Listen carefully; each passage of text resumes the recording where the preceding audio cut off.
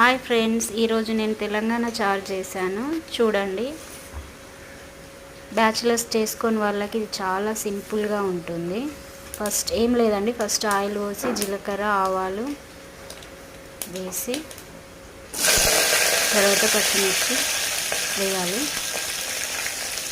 వేసి మనం ఫస్ట్ చారు కలుపుకొని ఉంచుతాం కదా, అందులో కొంచెం సాల్ట్ అండ్ కొంచెం లైట్గా కారం అండ్ కొంచెం మెంతి పొడి వేసి కలుపుకొని ఉంచుకుంటాం కదా, దాన్ని కొంచెం పసుపు వేసి ఇందులో వేయాలి.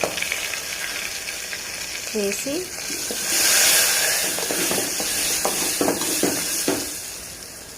కలపాలి.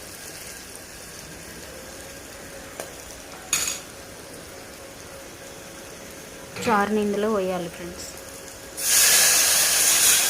చారు పోసినాక ఆనియన్స్ పైనుండి ఆనియన్స్ అండ్ కొత్తిమీర చల్లితే తెలంగాణ చారు రెడీ అండి.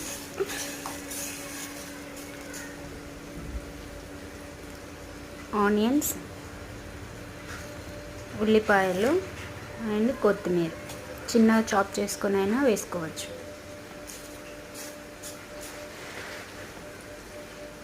చారు రెడీ.